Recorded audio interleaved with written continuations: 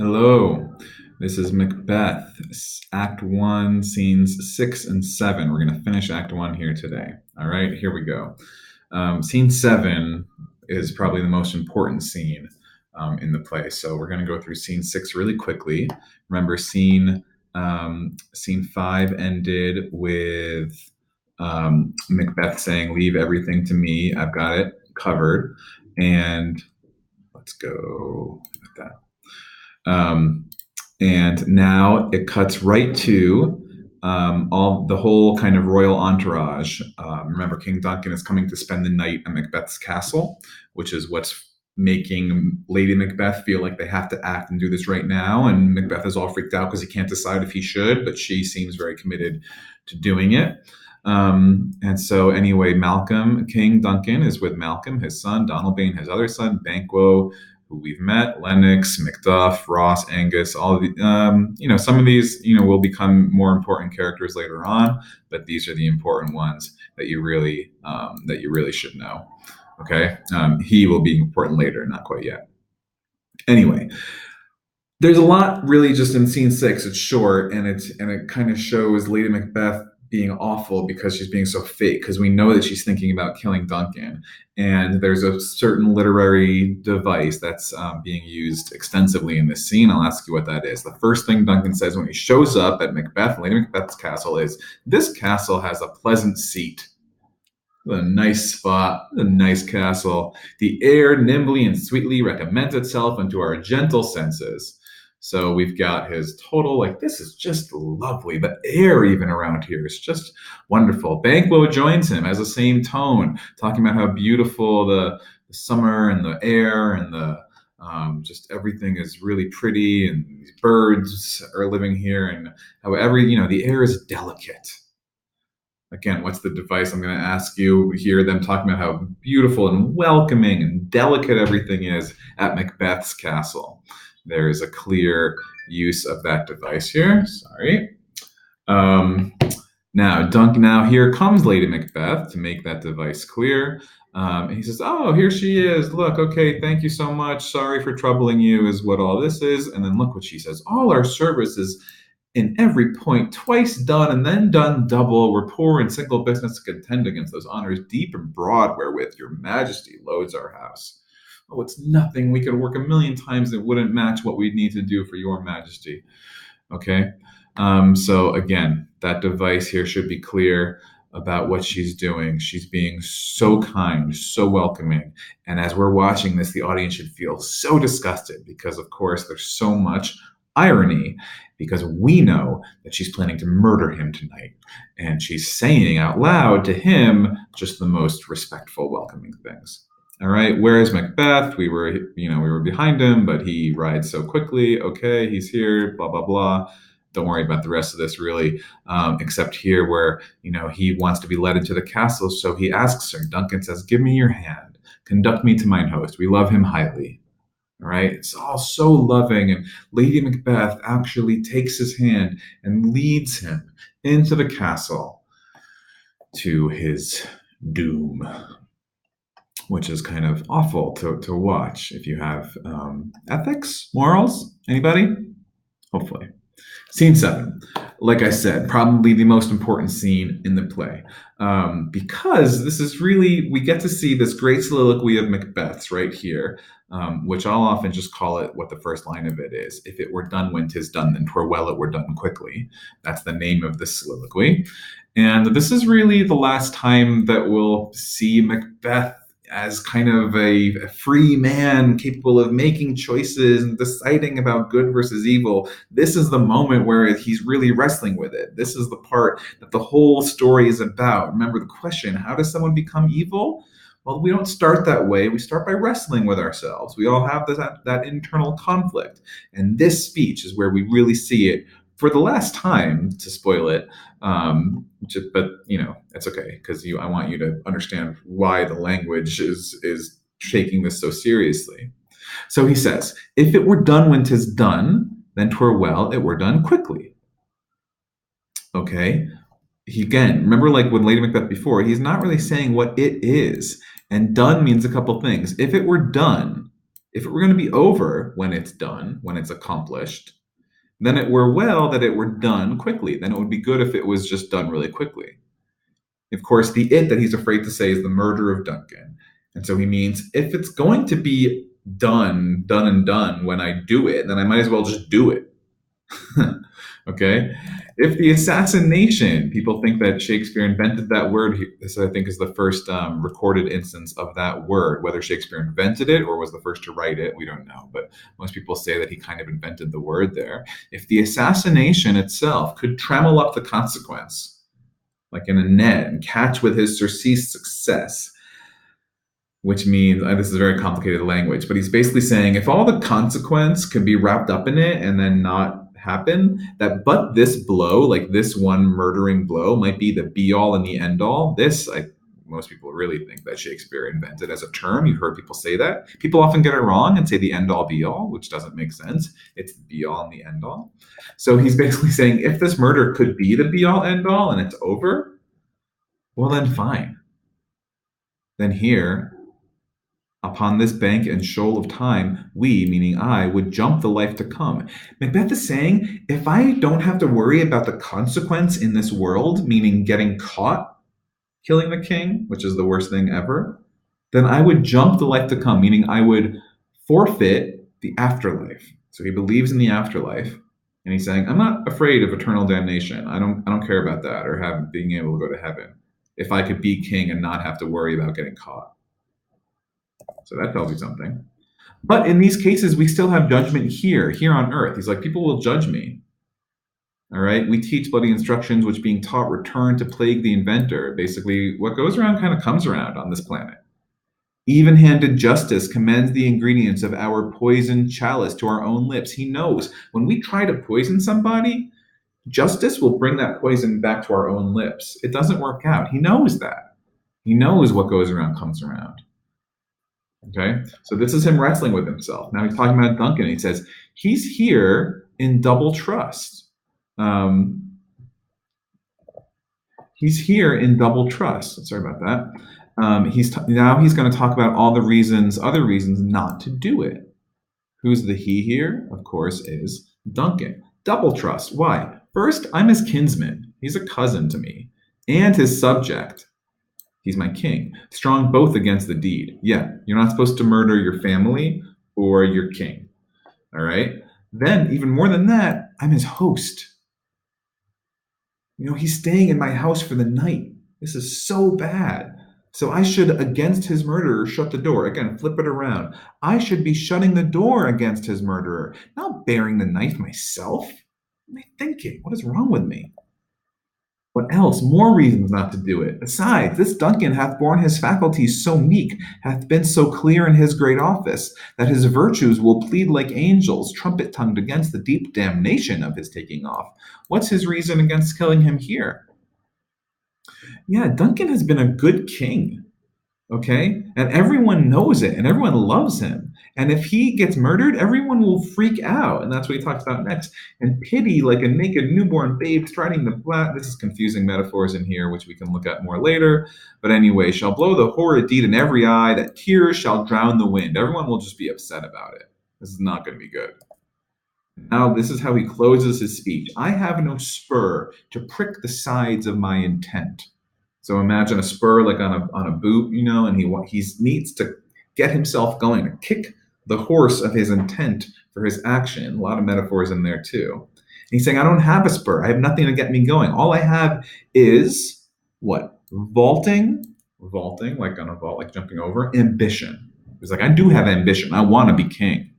But that's the only thing I have. And what does that do? That's going to overleap itself and fall on the other, and he was going to say the other side of the horse. So he's basically saying ambition by itself is too strong, and it'll carry me forward, but it'll lead me to fall, because ambition by itself, that's what it does. Macbeth seems to know that. And so he seems to be kind of, where is he on, is it 50-50 for him on killing the king right now? To me, it sounds like he's deciding not to do it. He's saying, ambition's not enough. This is too dangerous. Are his reasons really good? I mean, they're mostly about fear of getting caught and also just about how ethically awful it is. So yeah, he's got a bunch. He's this is the moment where he still knows what's right and what's good, and he doesn't want to do it. So everything's going to be fine, right? He's just not going to do it? No, because of this. All right, look what happens when Lady Macbeth comes in and interrupts his little speech. He goes, "Oh ho, how now? What's happening?" He has almost supped. Why have you left the chamber? So what's going on right now? He, of course, is Duncan again. She's saying he's almost finished dinner. Why'd you leave the dining room? Okay. Macbeth says, "Oh, has he asked for me?" He goes, "Don't you know he has?" So Macbeth left the room to go talk to himself in the kitchen or whatever. And Lady Macbeth comes after him. She's probably like, "Oh, excuse me, let me go see where Macbeth is," because Duncan was probably like, "Where's the host? Where's the Thane of Cawdor?"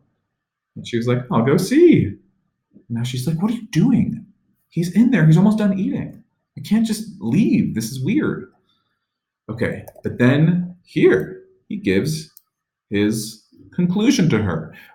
Listen to him. "We will proceed no further in this business." So it looks like he's decided. Here is Macbeth, the man, right, saying, "You know what? We're not going to do this anymore."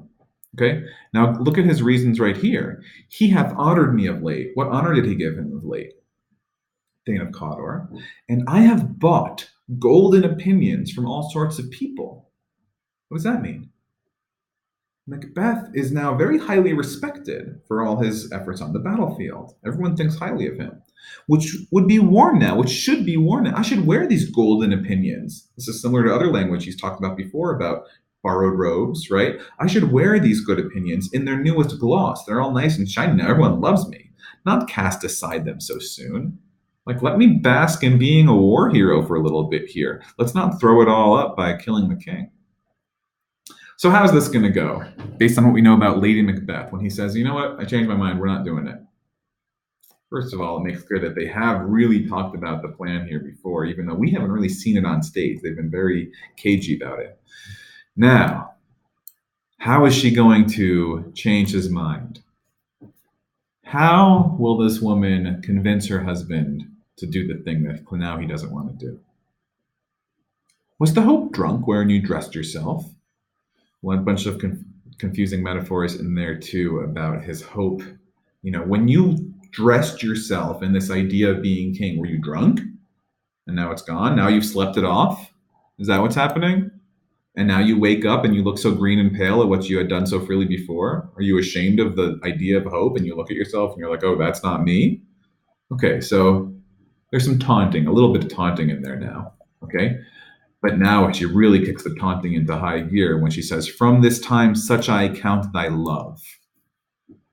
What's that mean? It's a hard one.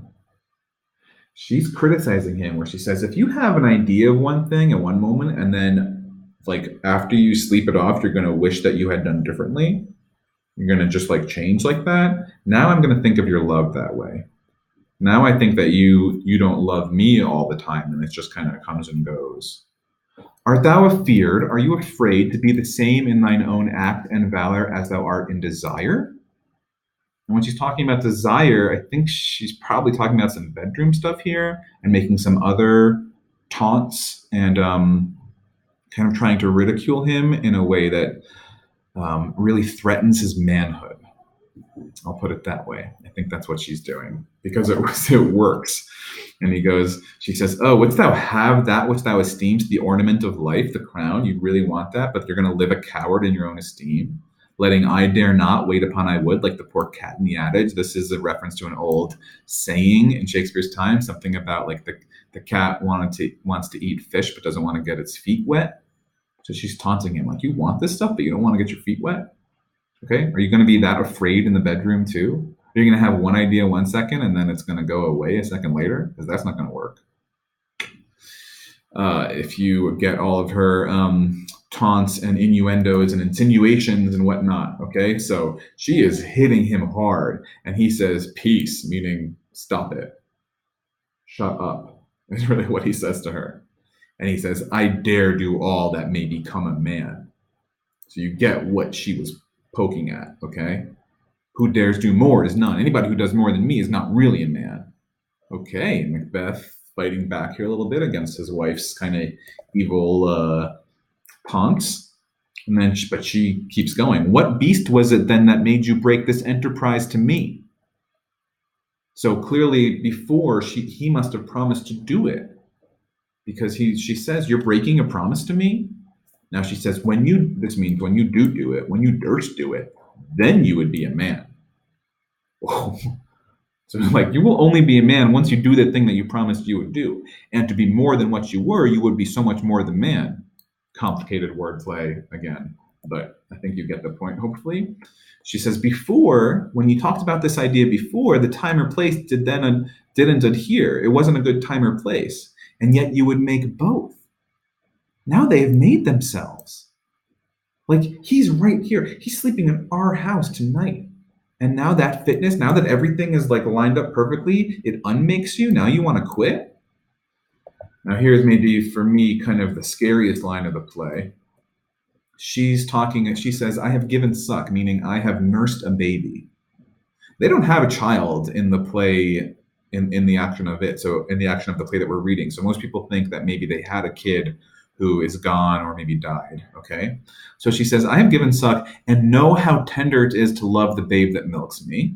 Okay. But now she's saying, I would, while it was smiling in my face, have plucked my nipple from his boneless gums and dashed the brains out, had I so sworn as you have done to this. Meaning, rather than break a promise like you just are talking about breaking to me, I would pluck my baby from nursing me and bashed his brains out. I'd rather do that than break a promise like this. Oh my gosh. Lady Macbeth is all kinds of evil on some other level with that imagery right there. It is terrifying. Okay. So look at his response though. He's like, okay. But his main concern here is what? What if we fail? Like, what if we don't kill him? What if we get caught? So now she's clear that she has the upper hand. If we fail, then we fail. We fail? I guess we do. But if you screw your courage to the sticking place, it's another expression that Shakespeare invented, will not fail. Now she gives him her plan. She has thought it all through. While Duncan's asleep, and he's had a hard day's journey, so it'll be soon. His two chamberlains, his two like room guards or whatever, will I, with wine and wassail, so convince that memory, the warder of the brain, shall be a fume, and the receipt of reason a limbic only. Basically, what's she going to do to his two guards in his room? This is the clue word there, okay? She's going to get them really drunk so that they don't remember anything that happened. She's going to get them like blackout. Okay, when in swinish sleep, their drenched natures lies as in a death, so they'll be like almost dead because they'll be so gone. What cannot you and I perform against upon the unguarded Duncan? We'll be able to do whatever we want. What not put upon then? Blame his spongy officers, because they're going to be so wasted with wine. They'll be sponges. They'll be able to absorb also the accusations that they're the ones who killed the king. And they will bear the guilt of our great quell. So that's her plan. Macbeth's response is interesting. Bring forth men, children only, for your undaunted mettle, her character, should compose nothing but males.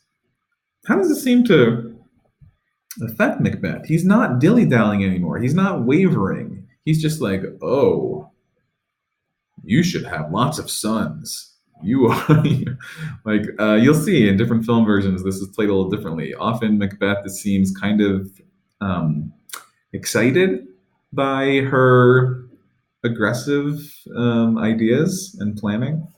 So it's a little weird. Okay, he's like, yeah, you're right. Will it not be received? And we have marked with blood those sleepy two of his own chamber and use their very daggers. He's like, oh, that's a good plan. Yeah, we can smear blood on them and use their daggers. So now it's clear again. What was his main concern of all the other ones? He listed a lot, but his main concern seemed to be fear of getting caught. Yeah, that's what I think, as we can tell from this. Who dares receive it other? Like, who would dare to say anything else? and we shall make our griefs and clamor roar upon his death.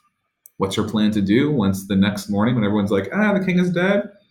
Yeah, it'll be to be loud and grieving and so sad and show how distraught they are that the wonderful King Duncan is dead.